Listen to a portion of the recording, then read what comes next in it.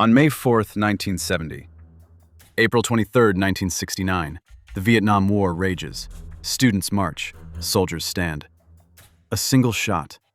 The silence that follows echoes through decades. The Kent State shooting. The Vietnam War rages. Young men are drafted. Colleges become battlegrounds. Students demand peace. The air hums with anger. The nation is splitting, and no one is safe.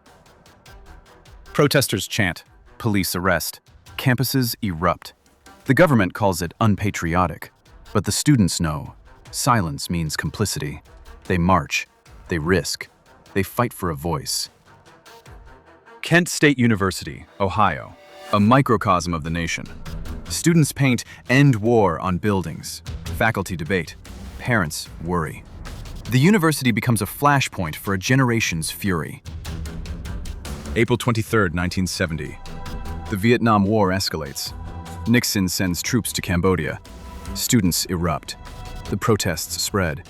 Kent State is no longer safe. The stage is set. Newspapers scream, "War in Cambodia." Students march. Police block them. Tensions boil. The university president pleads for calm, but the fire is already lit. It cannot be extinguished. Thousands gather.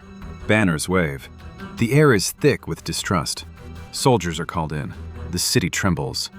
And then the first shot rings out. The Kent State shooting begins. National Guard trucks rumble into town. Soldiers march with bayonets. The crowd scatters. Panic spreads. A student throws a rock. The soldiers raise their rifles. The moment is frozen in history. Shouts echo. The crowd surges. A student falls. The soldiers fire. The ground erupts in smoke.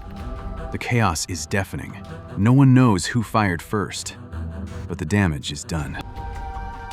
12 seconds of terror. 4 students fall, killed. 8 others wounded. The bullets scream. The crowd screams back. The world watches as innocence is shattered. The Kent State shooting is no longer a moment. It's a wound. Newsreels show blood on the grass. The president denies blame. The public demands justice. The nation reeks of betrayal. The soldiers claim self-defense, but the truth is unclear. The pain is real. Students scream, "Why are we here?" The world asks the same. The soldiers say they were attacked. The protesters say they were murdered. The truth is a mosaic, broken, unyielding. No one is charged. The soldiers are praised. The students are vilified. But the question lingers. Who bears the guilt? The Kent State shooting becomes a symbol of a broken system, and the nation is never the same. The killings spark a fire. Protests spread. The anti-war movement grows. Students march. The media watches. The nation cannot ignore the blood on the ground. The Kent State shooting becomes a rallying cry. Universities reform. Campus police are trained. Students demand transparency. The shooting becomes a lesson. Violence cannot be justified. The legacy of the Kent State shooting reshapes institutions. The shooting merges with civil rights battles.